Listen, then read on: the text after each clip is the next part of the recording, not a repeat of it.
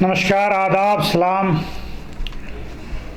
मेरी आदतों में ये शामिल नहीं थी कि मैं अपनी बातों को कभी भी फेसबुक पर रखूं, लेकिन आज का जो दौर है, जो ज़माना है कि हर शख्स के हाथ में मोबाइल है और जानकारी के लिए, जागरूकता के लिए और अपनी ज़िंदगी की किस दिशा में ले जाए, इसके लिए हर लोगों की ये ज़रूरत हो गई है कि सोशल मीडिया पे देखते हैं और इसका असर भी होता है। मैं समझता हूँ, इसीलिए मैं अपनी बातों को कहने के लिए आपके समक्ष आया। इससे पहले भी कई बार मैंने अपने सोच को लोगों के सामने रखा और ये मैंने अब सोच रखा है, ये तय कर रखा है कि अक्सर व बेशतर आप लोगों के सामने आता रहूँगा। ज़रूरत इस बात की है कि इस मुल्क में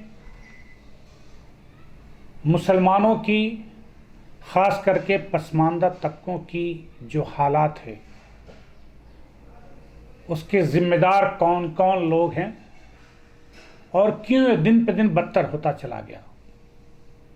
मैं समझता हूँ कि पहली ज़िम्मेदारी उन पे जाती है जो इस मुल्क में एक लंबे अरसे तक 6 दशक से ज़्यादा हुकूमत किया, चाहे वो किसी प्रदेश का हो या इस मुल्क का हो।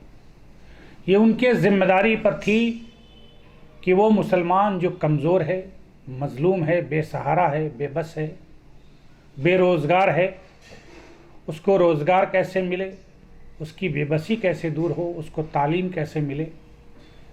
लेकिन वो सियासी पार्टियां जो 6 दशक तक इस मुल्क पर हुकूमत की, लगभग इस मुल्क के हर प्रदेशों पर हुकूमत की, वो लोग पासमानदा तबके के मुसलमानों को अपनी सियासत की विरासत समझते हुए उनको सिर्फ बदवा मजदूर समझा।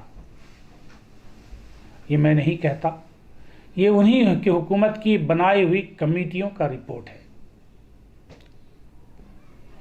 सच्चर कमेटी हो, रंगनाथन कमीशन हो, ये उन्हीं की बनाई हुई कमेटियाँ थी और उन्हीं के रिजीम में ये रिपोर्ट आया, पार्लियामेंट में पेश भी हुआ, लेकिन बगैर किसी एक्शन टेकन रिपोर्ट के। इस पे क्या एक्शन होगा उन्होंने ये नहीं बताया और ना उन्होंने काम किया। ज़रूरत इस बात की है कि अब इस मुल्क का कमज़ोर मुसलमान जब भी अपनी बात करता है या उन रहनुमाओं के सामने, मुस्लिम रहनुमाओं के सामने कहता है, तो फिर वो कुरान और हदीस की बात करते हैं।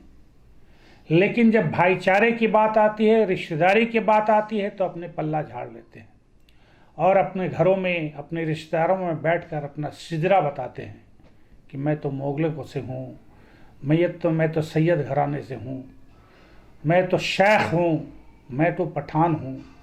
मुझे इसमें कोई एतराज़ नहीं, आप अपना सिजरा बताएं, आप अपनी भी हक़ की बात करें, ये जायज़ है।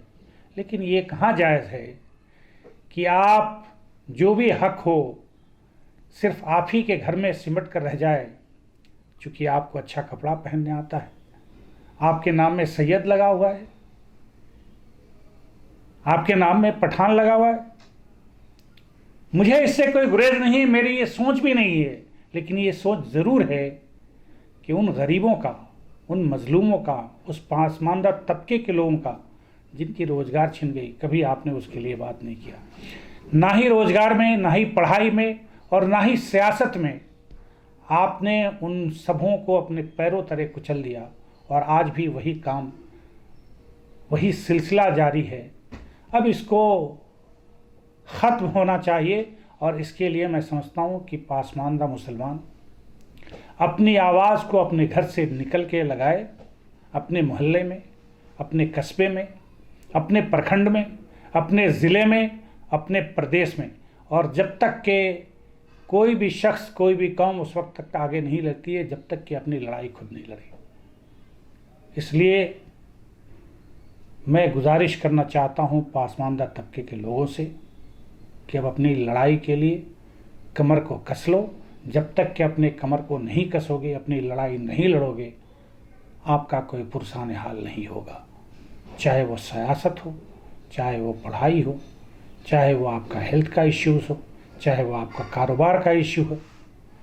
इस सब के लिए आपको कम से कम आपके आने वाली नस्लों के लिए आगे निकलना होगा, अपनी आवाज़ को बुलंद करना होगा और ऐसे शख्स के साथ खड़ा होना होगा जो आपकी बात सुने और आपके लिए सोचे और समझे। मैं बहुत कुछ नहीं करके आज की बात मैं यहीं ख़त्म करता हूँ, लेकिन ये सिलसिला आगे एक लंबे अरसे तक चलेगा और इस लड़ाई को लड़ी जाएगी, मैं आपसे वादा करता हूँ। जय हिंद।